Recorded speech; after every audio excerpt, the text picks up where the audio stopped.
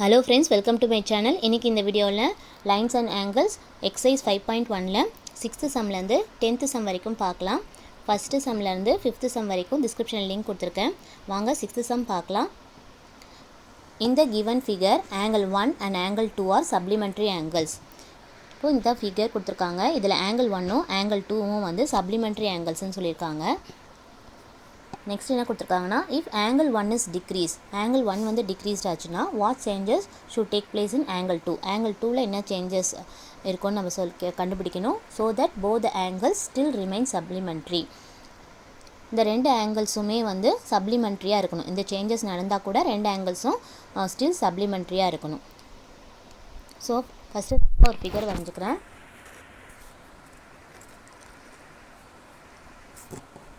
So இது angle 1ன்னு கொடுத்துருக்காங்க, இது பார்த்திங்கன்னா ஆங்கிள் 2ன்னு கொடுத்துருக்காங்க. அவங்க கொடுத்தது பார்த்திங்கன்னா ஆங்கிள் 1 வந்து டிக்ரீஸ்டாக இருந்துச்சுன்னா, இப்போ ஃபார் எக்ஸாம்பிள் ஆங்கிள் 1 வந்து டிக்ரீஸ்டு பை எக்ஸாக டிக்ரீஸ் ஆச்சுன்னா, இந்த மாதிரி டிக்ரீஸ் ஆச்சுன்னா இது வந்து எக்ஸ்ன்னு வச்சுக்கோங்க. ஆங்கிள் 1 வந்து டிக்ரீஸ் பை எக்ஸாக இருந்துச்சுன்னா ஆங்கிள் 2ல் என்ன சேஞ்சஸாக இருக்கும்னு கேட்குறாங்க. அப்போ ஆங்கிள் 2 என்ன ஆகும்னு பார்த்தீங்கன்னா, ஆங்கிள் 2 வந்து இன்க்ரீஸ்டு பை எக்ஸ் ஆகும்.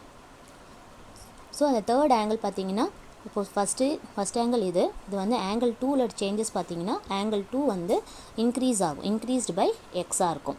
ஆங்கிள் 2 ப்ளஸ் எக்ஸ் ஆகும். ஆங்கிள் 1 டிக்ரீஸ் ஆகிறப்போ ஆங்கிள் 2 பார்த்திங்கன்னா ஆங்கிள் 2ல் வந்து இன்க்ரீஸ்டு பை எக்ஸ் ஆகும். இதை நம்ம வந்து ப்ரூவ் பண்ணுறோம். ஸோ கிவன் பார்த்தீங்கன்னா angle 1 and angle 2 are supplementary angle சொல்லியிருக்காங்க. So we know that if two angles are supplementary the sum is 180 degree. ரெண்டு ஆங்கிள்ஸ் எப்போ சப்ளிமெண்ட்ரியாக இருக்கும்னு பார்த்தீங்கன்னா, அது ரெண்டுத்தையும் ஆங்கிள் 1யும் ஆங்கிள் 2யும் ஆட் பண்ணிங்கன்னா 180 டிகிரி வந்துச்சுன்னா அந்த ஆங்கிளை நம்ம சப்ளிமெண்ட்ரின்னு சொல்லுவோம். ஸோ இதை யூஸ் பண்ணி நம்ம ப்ரூவ் பண்ணலாம். இப்போ angle 1 plus angle 2 equal to 180 degree. So நம்ம ஆங்கிள் 1 டிக்ரீஸ்ட் ஆச்சுன்னா தான் நம்ம கேட்டிருக்காங்க. ஸோ ஆங்கிள் 1 மட்டும் இங்கே வச்சுக்கோங்க, 180 டிகிரி இங்கே இருக்கும். இந்த ஆங்கிள் 2 இந்த சைட் போகிறப்போ மைனஸ் ஆங்கிள் 2ன்னு ஆகிடும். நெக்ஸ்ட் அவங்க கொடுத்தது என்னென்னா, இஃப் ஆங்கிள் 1 இஸ் டிக்ரீஸ்டுன்னு சொல்கிறாங்க.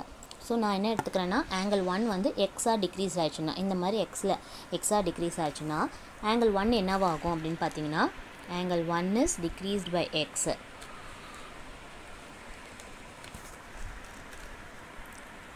angle 1 becomes angle 1 minus x ஆகும். அப்போது angle 2ல் வந்து என்ன சேஞ்சஸ் நடக்கும்னு கேட்குறாங்க. angle 2 வந்து பார்த்திங்கன்னா is changed to angle 3. இது ஃபுல்லாக கவர் ஆகும். angle 2 is changed to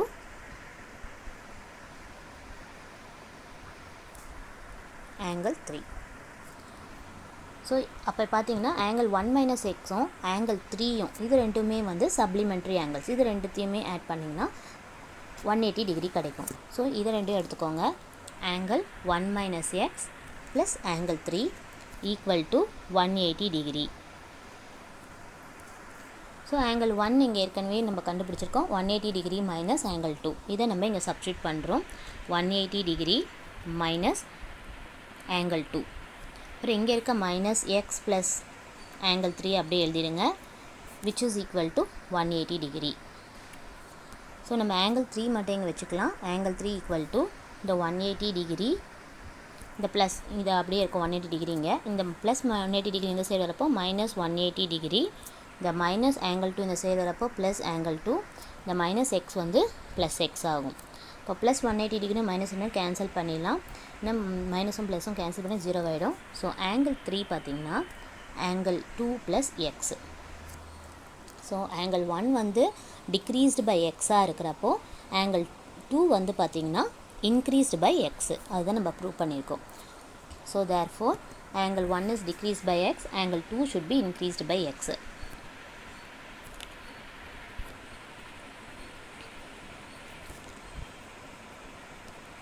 Decreased by x, then angle 2 should be increased by x.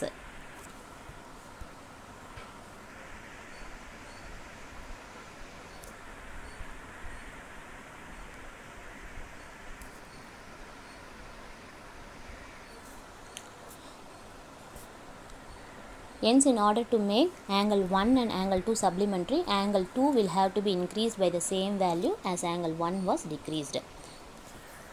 வாங்க next sum பார்க்கலாம். 7th sum.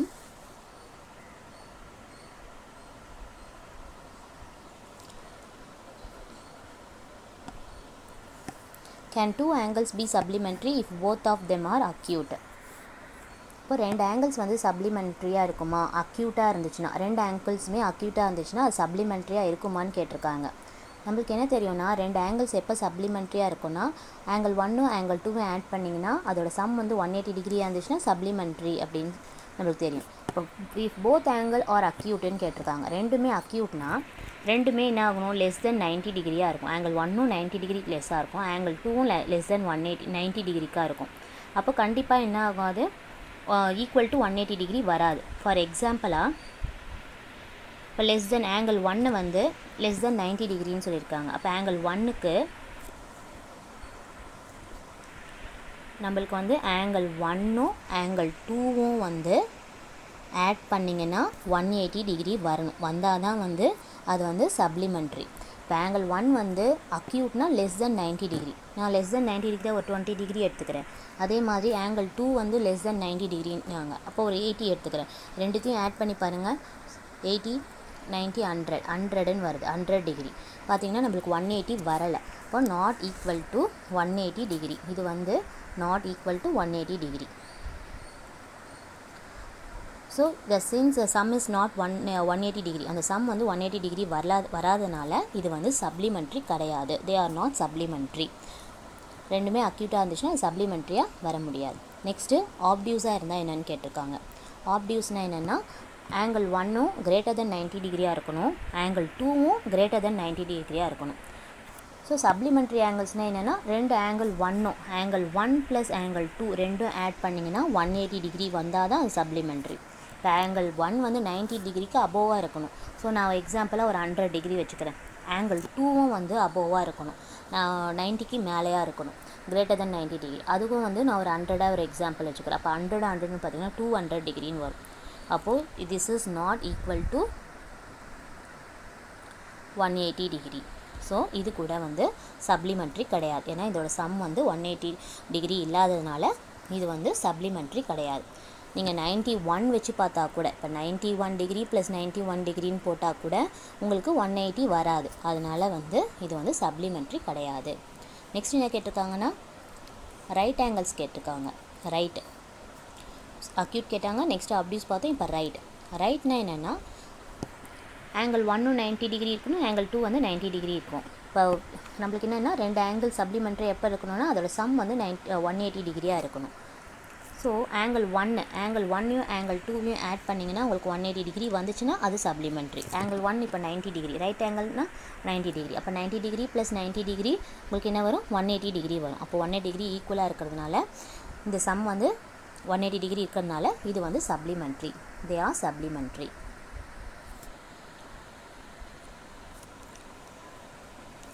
இங்கே எழுதியிருக்கேன், since sum of both angles 180 degree it is supplementary. இப்போ first ரெண்டும் not சப்ளிமெண்ட்ரின்னு எழுதிடணும்.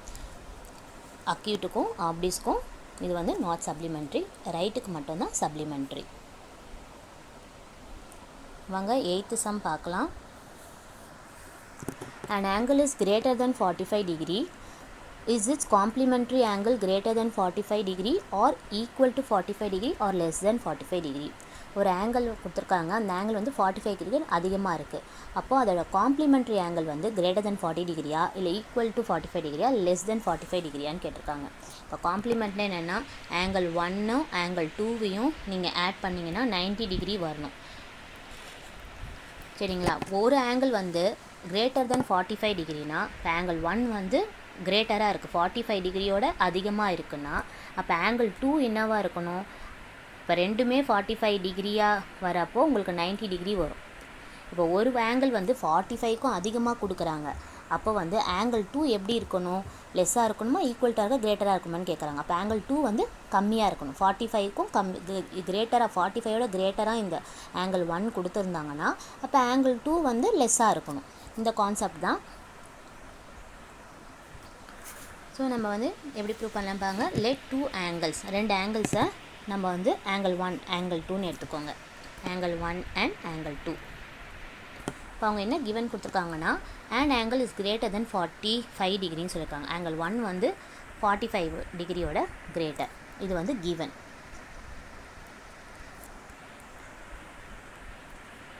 So நம்ம வந்து என்னென்னா ஆங்கிள் 1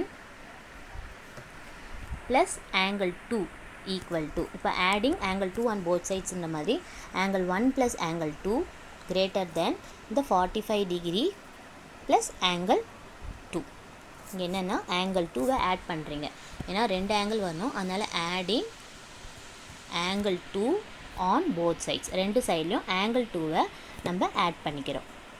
அப்போது இங்கே வந்து இது கூட ஆங்கிள் 1 கூட ஆங்கிள் 2 ஆட் ஆகிடும். அதே மாதிரி கிரேட்டர் தென் சிம்பிள் இங்கே போட்டுக்கோங்க. 45 டிகிரி கூட ஆங்கிள் 2வை ஆட் பண்ணிக்கோங்க. நெக்ஸ்ட்டு ஆங்கிள் 1ம் ஆங்கிள் 2வும் ஏற்கனவே காம்ப்ளிமெண்ட்ரி ஆங்கிள்ஸ்னால் ஆங்கிள் 1ம் ஆங்கிள் 2வும் ஆட் பண்ணிங்கன்னா நம்மளுக்கு என்ன வரணும், 90 டிகிரி வரும். அப்போ அதை தான் இங்கே எழுதிக்கணும். ஆங்கிள் 1 ப்ளஸ் ஆங்கிள் 2 வந்து 90 டிகிரி கிரேட்டர் தென் 45 டிகிரி ப்ளஸ் ஆங்கிள் 2. இப்போ இந்த 45 டிகிரி இந்த சைடு எடுத்துகிட்டு போயிடுறேன். அப்போ 90 degree minus 45 degree greater than angle 2. இப்போ 90ல் 45 சப்ராக்ட் பண்ணிங்கன்னா உங்களுக்கு 45 வரும். 45 degree greater than angle 2. So angle 2 என்னவாகும், 45 டிகிரி கிரேட்டர் தென் ஆங்கிள் 2னா ஆங்கிள் 2 வந்து lesser than 45 degree. So angle 2 என்னவாக இருக்கும்னு பார்த்தீங்கன்னா லெஸ்ஸாக இருக்கும், 45 டிகிரியோட லெஸ்ஸாக இருக்கணும். இப்போ ஆங்கிள் 1 வந்து கிரேட்டர் தென் 45 டிகிரியாக இருந்தால் ஆங்கிள் 2 வந்து 45 டிகிரியோட லெஸ்ஸாக இருந்தால் தான் அது வந்து காம்ப்ளிமெண்ட்ரி ஆங்கிளாக இருக்க முடியும். ஸோ இதை தான் நம்ம ப்ரூவ் பண்ணியாச்சு. வாங்க 9th சம் பார்க்கலாம்.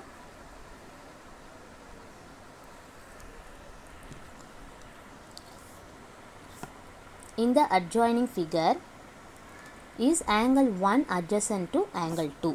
ஸோ இந்த ஃபிகர் கொடுத்துருக்காங்க. இந்த ஃபிகரில் ஆங்கிள் 1 வந்து adjacent to angle 2வா அப்படின்னு கேட்டிருக்காங்க. ஸோ adjacentக்கு என்னென்னலாம் இருக்கணும்னு பார்த்தீங்கன்னா ஃபஸ்ட்டு காமன் வேர்டெக்ஸ் இருக்கணும். இப்போது ஆங்கிள் 1 இது எடுத்துக்கோங்க, ஆங்கிள் 1 இது ஆங்கிள் 2. ஆங்கிள் 1ம் ஆங்கிள் 2ம் அட்ஜசண்ட்டான்னு கேட்குறப்போ அட்ஜசண்ட்டுக்கு என்ன ரூல்னா காமன் வேர்டெக்ஸ் இருக்கணும். அப்போ காமன் வேர்டெக்ஸ் ஓன்னு இருக்குது. நெக்ஸ்ட்டு இதுக்கும் ஓ காமன் வேர்டெக்ஸ், ஆங்கிள் 1க்கும் காமன் வேர்டெக்ஸ் ஓ தான், ஆங்கிள் 2க்கும் காமன் வேர்டெக்ஸ் ஓ தான்.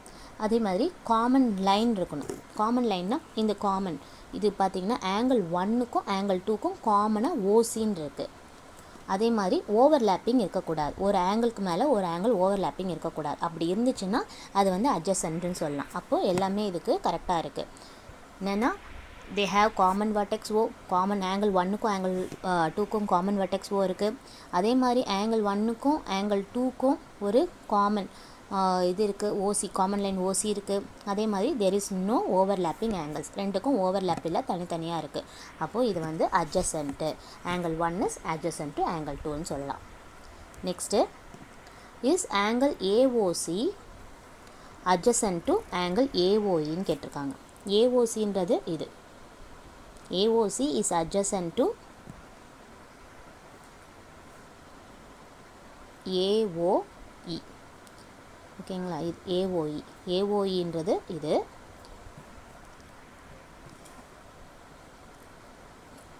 ஏஓசின்றது இது. இது ரெண்டும் அட்ஜசண்ட்டான்னு கேட்டிருக்காங்க. ஏன்னா இது அட்ஜசன்ட் கிடையாது. ஏன்னா பார்த்திங்கன்னா ஆங்கிள்ஸ் வந்து ஓவர்லேப் ஆகுது. இப்போது இந்த இது பார்த்திங்கன்னா ஆங்கிள் 1 மேலே ஆங்கிள் 2 வந்து அப்படியே ஓவர்லேப் ஆகிறதுனால இது வந்து அட்ஜசன்ட் கிடையாது. ஆங்கிள் ஏஓசியும் ஆங்கிள் ஏஓஇயும் அட்ஜசன்ட் கிடையாது, ஏன்னா ஓவர்லேப்பிங் இருக்கிறதுனால. So because angles R overlapping each other, அது வந்து கிடையாது, அட்ஜசன்ட் கிடையாதுன்னு எழுதணும். நெக்ஸ்ட்டு தேர்டு பார்க்கலாம். COE, angle COE and angle EOD form a linear pair. linear pairனா 180 டிகிரி ஃபார்ம் பண்ணணும். ரெண்டுமே வந்து 180 டிகிரி ஃபார்ம் பண்ணுதா அப்படின்னு பார்க்கணும். இப்போ COE பார்த்திங்கன்னா இதுதான் அந்த COE. நெக்ஸ்ட்டு EODன்றது இதுதான் இந்த EOD. ஸோ அவங்க கொடுத்தது இது COEன்ற இதுவும், நெக்ஸ்ட்டு EOEன்றது பார்த்திங்கன்னா நெக்ஸ்ட்டோட இது EOEன்றது. இது ரெண்டும் லீனியர் பேர் ஃபார்ம் பண்ணதான்னு பார்க்கணும். இப்போ லீனியர் பேர் பார்த்திங்கன்னா காமன் வேர்டெக்ஸ் இருக்கணும். காமன் வெர்டெக்ஸ் ரெண்டுத்துக்குமே சிஓஇக்கும் இஓடிக்கும் காமன் வெர்டெக்ஸ் வந்து ஓ இருக்குது. அதே மாதிரி காமன் சைடு இருக்குது, ஓஇன்றது காமன் சைடு இருக்குது. அப்புறம் their uncommon side COD forms a line. அப்போ சிஓடி பார்த்திங்கன்னா இது அப்படியே இதுவும் பார்த்திங்கன்னா 180 டிகிரி ஃபார்ம் பண்ணணும் இது ரெண்டுமே. இப்போ இது இந்த ஆங்கிள் 2வும் ஆங்கிள் 3 and 4ம் சேர்ந்து லீனியர் பேர் ஃபார்ம் பண்ண முடியும், 180 டிகிரி ஃபார்ம் ஆகும். ஸோ இது வந்து லீனியர் பேர் தான். ஆங்கிள் சிஓஇயும் ஆங்கிள் இஓடியும் லீனியர் பேர். இதுதான் இந்த சிஓஇயும். நெக்ஸ்ட்டு இது வந்து இஓடி. இப்போ இது ரெண்டுமே சேர்ந்து லீனியர் பேர்னால் 180 டிகிரி ஃபார்ம் ஆகும். இதுக்கு பார்த்தீங்கன்னா 180 டிகிரி தானே, இப்படி ஒரு லைன் இருக்குது, இது 180 டிகிரி ஃபார்ம் ஆகுது. இப்போ 180 டிகிரி ஃபார்ம் ஆச்சுன்னா அதுதான் linear pair. Next 4th or angle BOD. பிஓடின்றது பிஓடி இதுவும் நெக்ஸ்ட்டு டிஓஏன்றது இதுவும். இது ரெண்டும் சப்ளிமெண்ட்ரியான்னு கேட்டிருக்காங்க. சப்ளிமெண்ட்ரினா என்னென்னா 180 டிகிரி தான் சப்ளிமெண்ட்ரி. அப்போ இது ரெண்டும் சேர்ந்து சப்ளிமெண்ட்ரி ஃபார்ம் ஆக முடியும். சரிங்களா? இது வந்து பார்த்திங்கன்னா 180 டிகிரி ஃபார்ம் ஆகும். இந்த ஆங்கிள் 4ம் இது ரெண்டும் சேர்த்தோம்னா நம்மளுக்கு 180 டிகிரி ஃபார்ம் ஆக முடியுதுனால ஆங்கிள் 4ம் ஆங்கிள் 5ம் சரிங்களா, இது ரெண்டும் 180 டிகிரி ஃபார்ம் ஆகும். ஸோ இது வந்து பார்த்திங்கன்னா சப்ளிமெண்ட்ரி தான். இப்போ எஸ், அது ரெண்டும் சப்ளிமெண்ட்ரின்னு எழுதுகிறோம். நெக்ஸ்ட்டு 5th பார்க்கலாம். Is angle 1 vertically opposite to angle 4ன்னு கேட்டிருக்காங்க. ஆங்கிள் 1ன்றது இது, ஆங்கிள் 4ன்றது இது, ரெண்டும் வெர்டிக்கலி ஆப்போசிட்டாக கேட்டிருக்காங்க. கரெக்டாக ஆங்கிள் 1ம் ஆங்கிள் 4ம் வெர்டிக்கலி ஆப்போசிட்டில் தான் இருக்குது. காமன் வெர்டெக்ஸ் ஓ இருக்குது, ரெண்டு பேரும் ஆப்போசிட்டில் இருக்கிறதுனால இது வந்து vertically opposite. Angle 1 and angle 4 common vertex O opposite to each other. So அது வந்து வெர்டிக்கலி ஆப்போசிட் ஆங்கிள்ஸ் எல்லாம். நெக்ஸ்ட் என்ன கேட்டிருக்காங்கன்னா what is the vertically opposite angle of 5.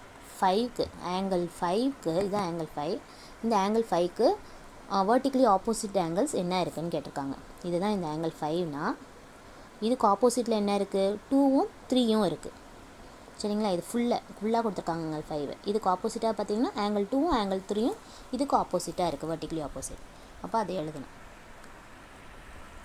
6th one angle 5க்கு வெர்டிக்கலி ஆப்போசிட் ஆங்கிள்ஸ் பார்த்தீங்கன்னா ஆங்கிள் 2வும் angle 3யும். Angle 2 and 3யும் ஜாயின் பண்ணுற இது பார்த்திங்கன்னா பிஓசின்னு எழுதலாம். ஸோ ஆங்கிள் பிஓசின்னு எழுதிக்கோங்க. அப்படி இல்லைன்னா ஆங்கிள் 2 ஆங்கிள் 3 அதான் ஆங்கிள் பிஓசி. வாங்க நெக்ஸ்ட்டு பார்க்கலாம். 10th சம் பார்க்கலாம். Indicate which pairs of angles are vertically opposite angles. So இதில் இந்த ஃபிகர் கொடுத்துருக்காங்க, இதில் எது வெர்டிக்கலி ஆப்போசிட் ஆங்கிள்ஸ்ன்னு கேட்குறாங்க. ஸோ இங்கே பார்த்தீங்கன்னா ஆங்கிள் 1க்கு vertically opposite angle angle 4. So angle 1 and angle 4 are vertically opposite angles. Next எது வெர்டிக்கலி ஆப்போசிட் ஆங்கிள்ஸ் பாருங்கள். ஆங்கிள் 5 இருக்குது, இந்த ஆங்கிள் 5க்கு வெர்டிக்கலி ஆப்போசிட் ஆங்கிள்ஸாக இருக்கிறது இந்த 2வும் இந்த 3யும். இது ஃபுல்லாக இருக்குது 5.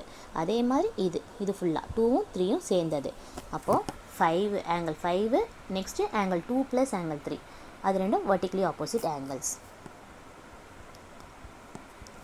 நெக்ஸ்ட்டு கேட்டிருக்காங்க லீனியர் பேர். இப்போ இந்த ஃபிகரில் எதெல்லாம் லீனியர் பேருன்னு கேட்டிருக்காங்க. ஸோ லீனியர் பேருன்றது 180 டிகிரி ஃபார்ம் பண்ணணும். ஸோ எதெல்லாம் 180 டிகிரி ஃபார்ம் பண்ணும் பார்த்தீங்கன்னா ஆங்கிள் 1யும் ஆங்கிள் 5ம் இது ரெண்டுத்தையும் ஜாயின் பண்ணோம்னா 180 டிகிரி ஃபார்ம் ஆகும். அப்போ ஆங்கிள் 1ம் ஆங்கிள் 5ம் வந்து லீனியர் பேர். லீனியர் பேர்னு 180 டிகிரி ஃபார்ம் ஆகணும். நெக்ஸ்ட்டு இங்கே பார்த்தீங்கன்னா அதே மாதிரி கீழே இது 180 டிகிரி ஃபார்ம் ஆகும்.